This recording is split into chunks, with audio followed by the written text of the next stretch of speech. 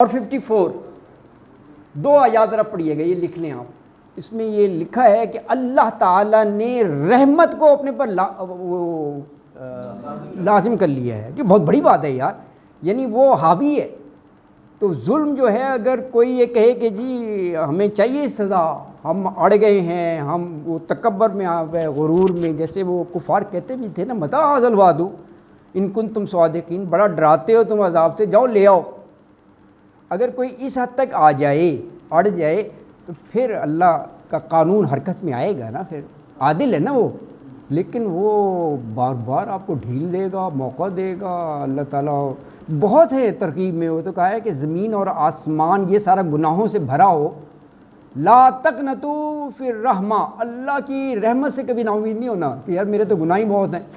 اللہ کہہ رہے ہیں کوئی پرواہ نہیں، شرط صرف یہی ہے کہ لوٹ آؤ، احساس ہو جائے۔ تو یہ ہے، تو آیت میں آپ کو بالکل جو ایک کلیئر کٹ میسج ہے وہ مل جائے گا، اور یہی جو ہے نا ایک مومن کا طریقہ کار ہونا چاہیے۔ کتنا ہی وہ راست باز ہو، رائٹیس ہو، عبادت گزار ہو، عابد ہو، زاہد ہو، یہ عاجزی انکساری، اللہ سے مدد مانگتے رہنا، رحمت مانگنا، مغفرت بخشش مانگنا، یہ ہونا چاہیے، ہے نا۔ اور یہ شکر کرے اگر وہ اچھے کام کر رہا ہے کہ یہ تیری توفیق ہے، تیری توفیق ہے۔ اگر تو بھٹکانا چاہیں تو غلط میں بھی تو پڑھ سکتے ہیں نا آدمی۔ تو یہ اپروچ یہی ہونی چاہیے مومن کی نا، اللہ اکبر۔